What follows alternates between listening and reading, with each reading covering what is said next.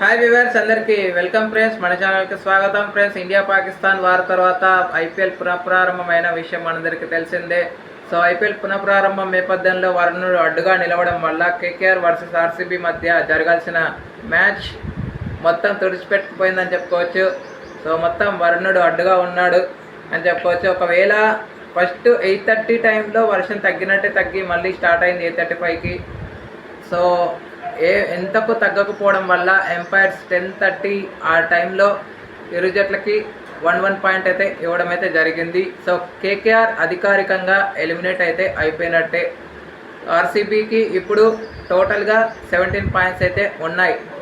So ఇక match number 59 వచ్చేసి Rajasthan Royals versus Punjab Kings, అలాగే match number 60 Gujarat Titans versus Delhi Capitals మధ్య మ్యాచ్లు అయితే ఉన్నాయి.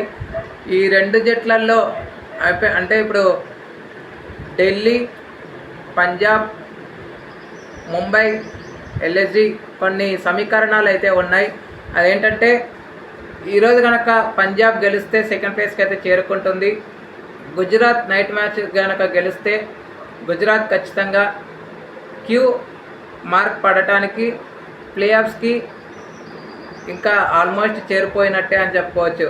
ఒకవేళ కనుక ఢిల్లీ గెలిస్తే ముంబై కొంచెం థ్రిల్లింగ్ పొజిషన్లో ఉండే అవకాశాలు లేకపోలేదు.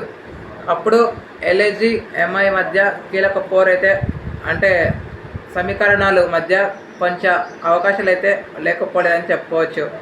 ఓకే ఫ్రెండ్స్, మరి రెండు మ్యాచ్లలో ఎవరెవరు విన్ అవుతారు అనుకుంటున్నారో కామెంట్ బాక్స్లో కామెంట్ చేయండి. Thank you friends. ఇలాంటి అప్డేట్స్ కోసం ఛానల్ని సబ్స్క్రైబ్, షేర్, లైక్, కామెంట్ చేయండి.